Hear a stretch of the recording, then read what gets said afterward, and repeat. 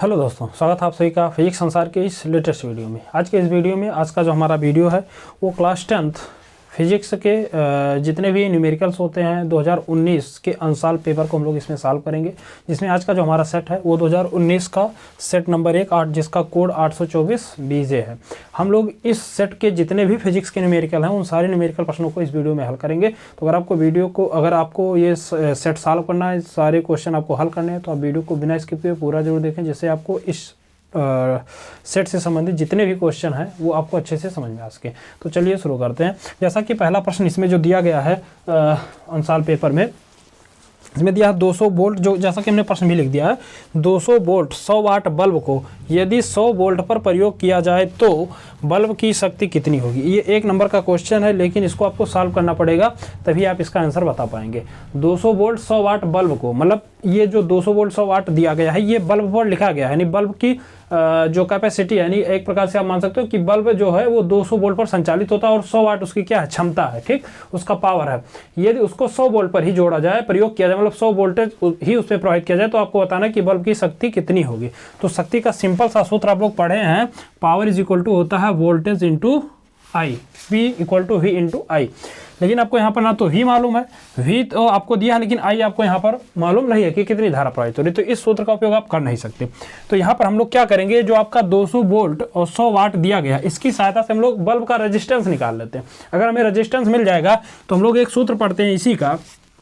अगर हम लोग ओम का नियम लगाएं तो हम लोग जानते हैं कि V इक्वल टू होता है I इंटू आर। तो यहाँ से I का मान निकालेंगे तो हो जाएगा V स्क्वायर V बटे आर। आर का इधर आप आर को क्या करो, इधर ले आप पक्षांतर कर दो, I का मान यहाँ पर रखेंगे तो एक नया सूत्र बन जाएगा, यहाँ से हो जाएगा V स्क्वायर बटे आर। लेकिन V तो आपको मालूम है कि 100 वोल्ट पर प्रयोग करना, लेकिन आपको R का मान नहीं दिया, तो R का मान आपको क्या करना पड़ेगा, कैलकुलेट करना पड़ेगा। R का मान कैसे कैलकुलेट करेंगे, यहाँ से कैलकुलेट करेंगे।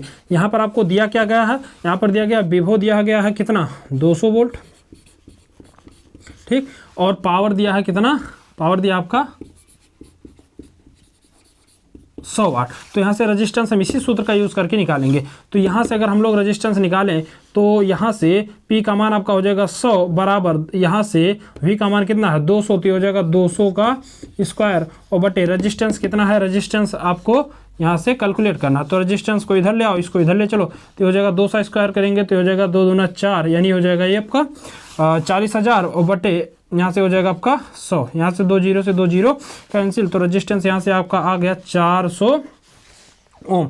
यानी जो आपका 200 वोल्ट 100 वाट का बल्ब है इसका रेजिस्टेंस कितना है, 400 ओम है, ठीक। अभी आपको बताना क्या है, अभी आपको इसमें बताना है पावर कितना होता है इसका। अगर अब सवाल में कह रहा है कि इसको अगर इसको कह रहा है अगर 100 वोल्ट पर प्रयोग किया जाए, किस पर, 100 वोल्ट पर प्रयोग किया जाए, तो आपको बताना कि पावर कितना होगा। तो उस स्थिति में हम लोग क्या करेंगे, फिर से यही सूत्र यूज करेंगे, पावर बताना तो P इक्वल टू, अब क्या करेंगे, V की जगह पे 200 आपको नहीं लिखना है, अभी आपको कितने पर यूज करना है, 100 पर करना है, तो यहाँ पर क्या लिखेंगे 100 का स्क्वायर और बटे R का मान हमने कैलकुलेट कर लिया कितना है 400। तो यहाँ से P इक्वल टू हो जाएगा 100 स्क्वायर करेंगे तो हो जाएगा आपका 10,000 और बटे 400, 2 जीरो से 2 जीरो कैंसिल, भाग कर लीजिए 25, तो पावर का मान कितना आ गया 25 वाट। यानी अगर 100 वोल्ट पर इसको यूज़ करेंगे तो इसका जो इसकी जो शक्ति होगी वो कितनी होगी, 25 वाट होगी। तो आई होप आपको ये क्वेश्चन अच्छे से समझ में आएगा।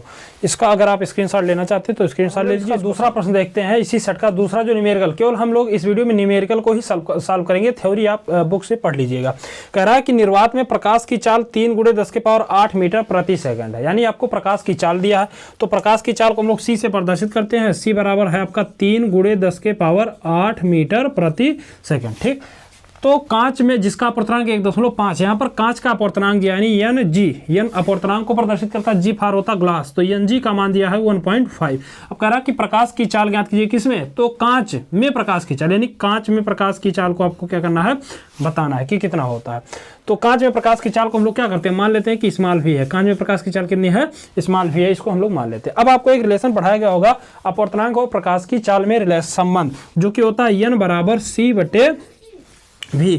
अपर्तनांक बराबर जो होता है निर्वात में प्रकाश की चाल बटे माध्यम में प्रकाश की चाल होता है। तो यहाँ से अगर हम लोग जानते हैं C का मान ये है, V का मान बताना, तो V का मान निकालने के लिए C बटे क्या हो जाएगा n, और C का मान सब लोग जानते हो कितना है 3 × 10⁸, और n का मान आपको दिया है 1.5, भाग कर लो 1.5 दूना 3, तो V बराबर हो जाएगा आपका 2 × 10⁸ मीटर प्रति सेकंड। तो ये आपका हो गया दूसरा क्वेश्चन। तो आई होप आपको ये क्वेश्चन भी अच्छे समझ में आ गया होगा।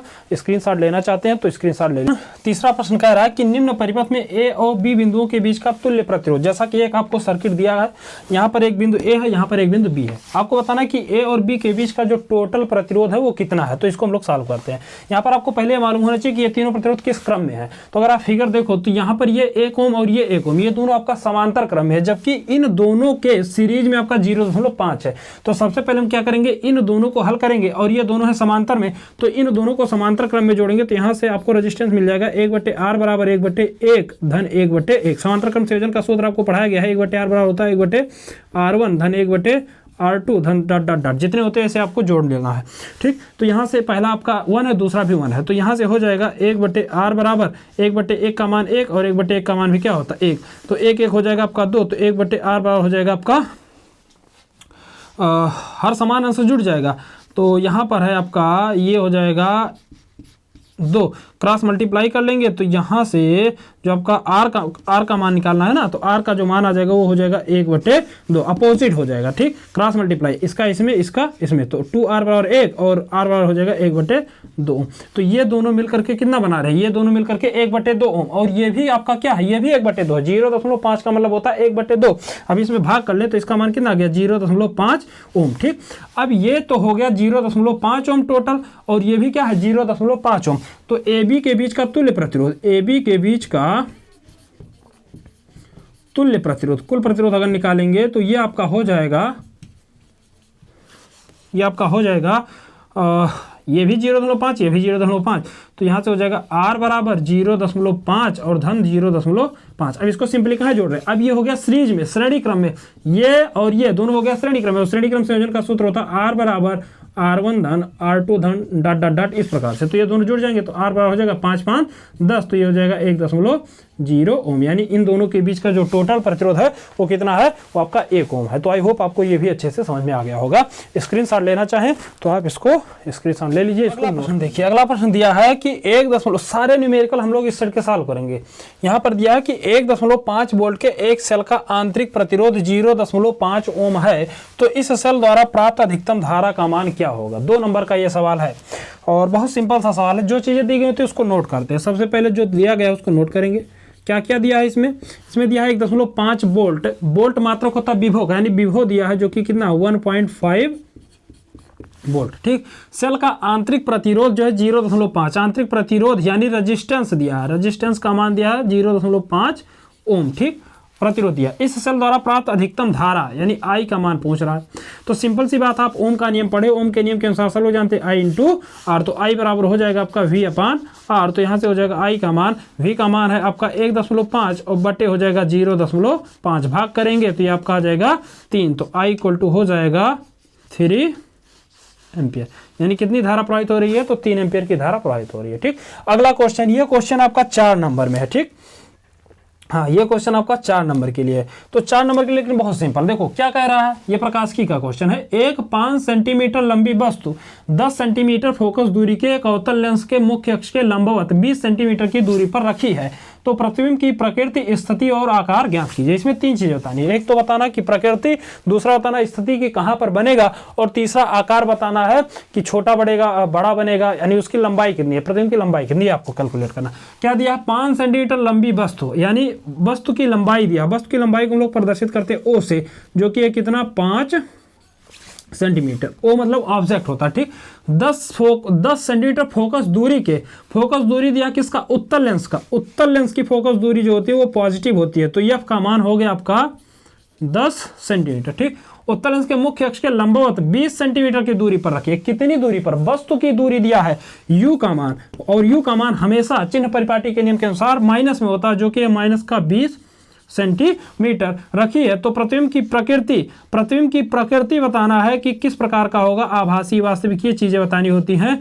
स्थिति यानी v का मान कैलकुलेट करना है, और आकार यानी इमेज की लंबाई कितनी है, ये 3 चीजें आपको इसमें कैलकुलेट करके बतानी है। ठीक, तो सबसे पहले हम लोग क्या करते हैं, यहाँ से v का मान निकालते हैं। तो v का मान निकालने के लिए लेंस सूत्र यूज करेंगे, और लेंस सूत्र सब लोग आप पढ़े हो, लेंस का सूत्र होता है 1/f बराबर 1/v माइनस 1/u। तो यहाँ से हो जाएगा 1/f का मान कितना है, ये है आपका 10 बराबर 1/v और माइनस 1/u का मान आपका है माइनस का 20। तो ये माइनस माइनस हो गया प्लस, इसको इधर ले आओगे तो माइनस हो जाएगा, तो 1/10 माइनस 1/20 बराबर हो गया 1/v। ठीक, 10-20 का एलसीएम निकालोगे तो आएगा 20, 10 से भाग करोगे 2 और 20 से भाग करेंगे तो 1 आएगा। ठीक, और बराबर हो जाएगा 1/v। 2 में से 1 घटाएंगे तो यहाँ से हो जाएगा 2 में से 1 जाएगा 1/20 बराबर 1/v।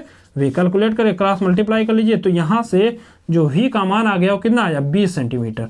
यानी वस्तु जो हो कितनी दूरी पर बनेगा, वो 20 सेंटीमीटर की दूरी पर बनेगा। यानी स्थिति का मान आपको मिल गया कितना 20 सेंटीमीटर। अब हमें क्या बताना, अब हमें बताना i का मान। ठीक, i का मान कैसे निकालते हैं, इसके लिए आवर्धन का सूत्र पढ़े, m बराबर होता है I/O और बराबर होता है आपका v/u। ठीक, तो यहाँ से मान रखेंगे, i का मान हमें कैलकुलेट करना, o का मान आपको दिया कितना 5 और v का मान आपको दिया कितना 20, हमने कैलकुलेट कर लिया। और u का मान भी कितना है आपका, ये भी आपका है 20। ठीक, तो यहाँ से आप देखो तो 20 से 20 कैंसिल, तो i बराबर क्या हो जाएगा, क्रॉस मल्टीप्लाई कर लीजिए तो 5 सेंटीमीटर। ये आपका u का मान जो होता है माइनस में, तो आ जाएगा u का मान माइनस का 5 सेंटीमीटर। यानी प्रतिबिंब जो होगा वो जितना बड़ा वस्तु है, वस्तु की लंबाई भी 5 सेंटीमीटर और प्रतिबिंब की लंबाई भी कितनी आ गई 5 सेंटीमीटर। तो i का मान आपको मिल गया कितना, i का मान मिल गया आपका 5 सेंटीमीटर, यानी 5 सेंटीमीटर लंबा जो है आपका प्रतिबिंब बनेगा। अब इसकी प्रकृति बतानी है, यहाँ पर अगर माइनस आता है तो प्रकृति कैसी होती है, तो प्रकृति अगर माइनस में आएगा तो प्रकृति जो होता है वो होता है वास्तविक, और कैसा होता है उल्टा। तो प्रतिबिंब की प्रकृति क्या है, वास्तविक और उल्टा। तो आई होप आपको ये क्वेश्चन भी अच्छे से समझ में आ गया होगा। स्क्रीनशॉट लेना चाहें तो आप स्क्रीनशॉट ले लीजिए, इसको हल कर लीजिए। इसके बाद अगले क्वेश्चन पर चलेंगे। इसके बाद इस सेट में और अब न्यूमेरिकल नहीं बचे हैं, जो आपके थ्योरेटिकल पोर्शन उसको भी हम आपको समझा दे रहे हैं। जैसे इसमें जो दूसरा विकल्प है वो ये कह रहा है, आप अनसॉल्व सेट में आप क्वेश्चन देखिएगा, सेट नंबर 1 824 बीजे में दूसरा क्वेश्चन कह रहा है कि अनंत एवं उत्तल दर्पण के ध्रुव P के बीच रखी वस्तु का प्रतिबिंब कहाँ और किस प्रकृति का होगा। अनंत और P यानी उत्तल दर्पण की बात हो रही है। उत्तल दर्पण आपका इस प्रकार से होता है। ठीक, इधर आपका क्या है इन्फिनिटी है और ये आपका क्या है पोल है। इसके बीच अगर आप कहीं पर भी वस्तु को लाकर रखते हैं तो उस स्थिति में प्रतिबिंब जो होता है वो केवल और केवल एक स्थिति ही होती है और वहीं पर आपका ये प्रतिबिंब बनता है, जो कि होता है आपका ऐसे ले जाते हैं और इसका भी ये वापस हो जाता है ऐसे यहाँ पर। यानी आपका ये P है और ये आपका F है।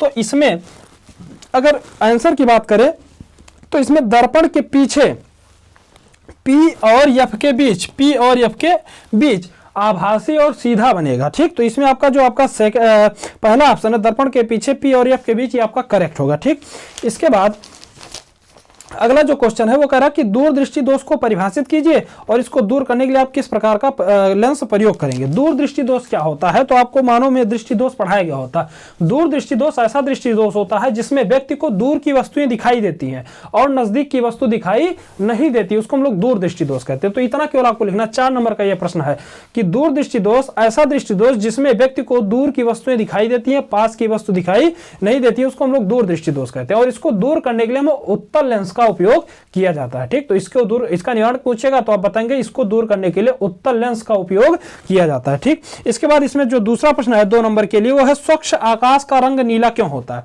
स्वच्छ आकाश का रंग नीला क्यों होता है ये पूछा जाता है। तो स्वच्छ आकाश का रंग जो होता है वो वायुमंडलीय अपवर्तन के कारण नीला होता है। अभी आपको 2 नंबर लेना है तो इसमें आपको थोड़ा सा लिखना पड़ेगा।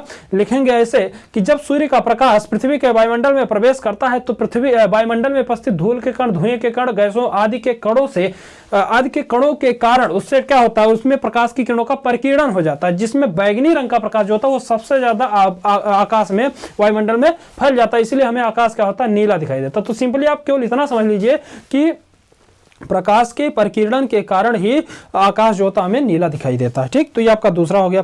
फिर इसके बाद अगला जो प्रश्न है वो तो न्यूमेरिकल था जो कि हमने सॉल्व करा दिया। फिर तीसरे का कह रहा है कि अपनी कार या बाइक के पीछे आने वाले वाहनों को देखने के लिए आप किस प्रकार दर्पण प्रयोग करेंगे, कारण सहित बताइए और बनने वाला प्रतिबिंब वास्तविक होगा या आभासी, ये भी बताना।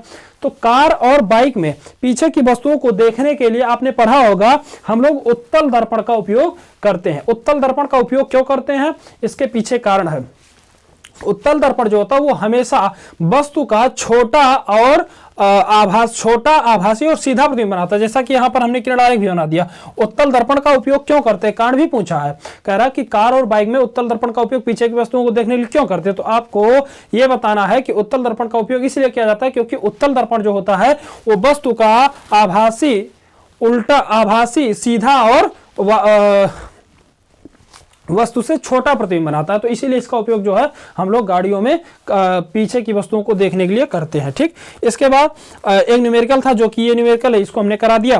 फिर इसके बाद कह रहा ओम का नियम क्या है, वैद्युत परिपथ की सहायता से इसका सत्यापन कैसे करते हैं। ओम का नियम सब लोग जानते हो कि यदि किसी चालक की भौतिक अवस्था जैसे ताप, दाब, लंबाई, क्षेत्रफल, आयतन आदि में कोई परिवर्तन ना किया जाए, ध्यान से सुनिएगा, यदि किसी चालक की भौतिक अवस्था जैसे लंबाई, ताप, दाब, आयतन आदि में कोई परिवर्तन ना किया जाए तो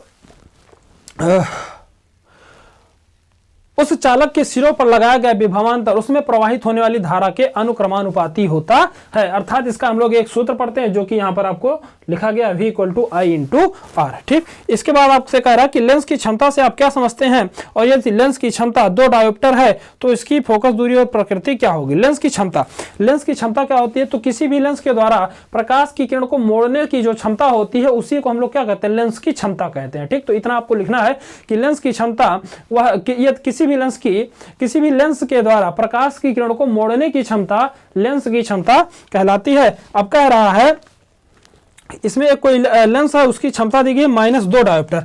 लेंस की क्षमता जो है वो दिया गया है, कितना दिया है, पावर दिया है -2 डायोप्टर, और पूछ रहा है कि उसकी फोकस दूरी बताओ और उसकी प्रकृति बताओ। ठीक, तो आपको पावर का एक सूत्र पढ़ाया गया, वो P = होता 1/F, किसमें, मीटर में, तो F = हो जाएगा 1/P, और ये F का मान भी किस में आएगा, मीटर में। तो यहाँ से अगर मान रख लेंगे तो ये हो जाएगा 1/-2, भाग करेंगे आएगा 0.5, तो ये आपका मान किस में आया, ये आपका आ गया 0.5 मीटर। इसको सेंटीमीटर में चेंज कर लेंगे तो ये आ जाएगा आपका 50 सेंटीमीटर, वो भी किस में, माइनस में। ठीक, तो फोकस दूरी हो गया -50 सेंटीमीटर।